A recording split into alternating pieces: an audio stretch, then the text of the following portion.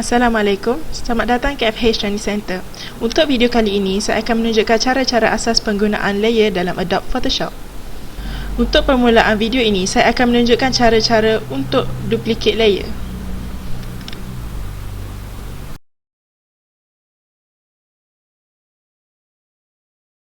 Saya akan mulakan dengan klik open.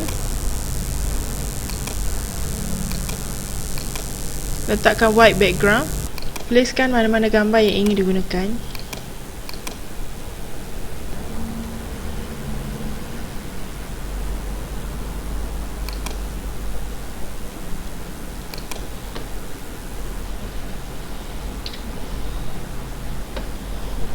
Seterusnya saya akan pilih teks.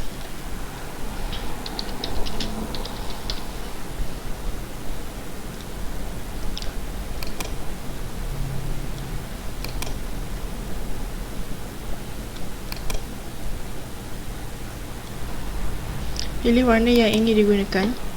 Pilih duplicate layer. Namakan layer sebagaimana yang anda inginkan.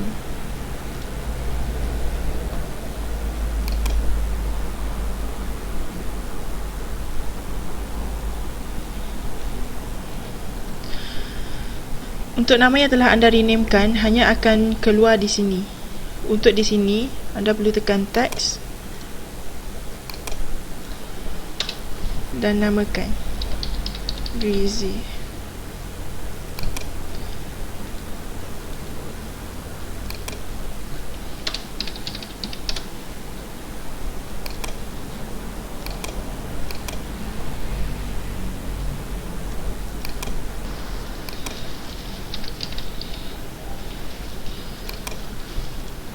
Seterusnya, saya akan menunjukkan cara untuk mengubah kedudukan layer.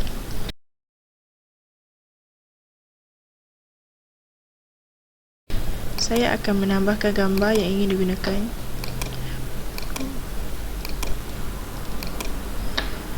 Untuk gambar ini, saya ingin ianya berada di belakang gambar-gambar bed tersebut. Oleh itu, saya akan drag dan letakkannya di bawah. Secara tidak langsung, gambar ini akan berada di belakang gambar-gambar bed tersebut. Kemudian, saya akan menerangkan tentang function Rasterize layer.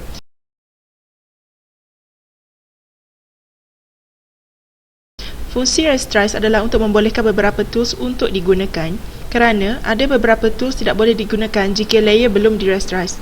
Antara toolsnya ialah brush tools, paint, bucket fill dan filters.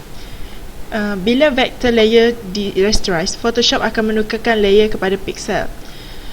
Perubahan apabila layer di-rasterize, apabila di zoom in, akan kelihatan bucu gambar atau shape terbentuk dengan 4 segi kecil, iaitu pixel. Untuk contoh rasterize, saya akan rasterize gambar ini. Sebelum di-rasterize, gambar ini tidak boleh digunakan function tools paint. Untuk membolehkan tools ini boleh digunakan, gambar ini perlu di-rasterize dahulu. Right click, pilih tools yang ingin digunakan.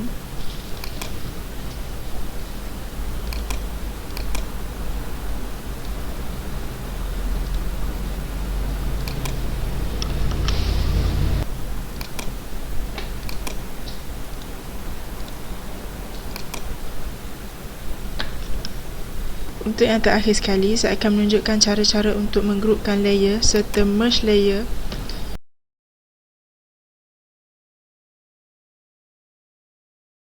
Kegunaan grouping adalah untuk memudahkan carian. Contohnya, jika semua teks dikelaskan bersama, lebih mudah untuk dikenal pasti. Manakala kegunaan merge adalah untuk menggabungkan semua layer yang telah digabungkan. Untuk grouping, cuma tekan Ctrl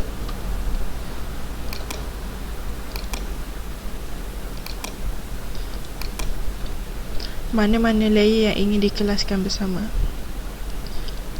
Setelah itu, cuma tekan shortcut di keyboard Ctrl plus G. Manakala untuk merge layer, pilih mana-mana layer yang ingin di merge, right click dan merge layer. Kedua-dua layer akan digabungkan dan boleh dipindahkan secara serentak.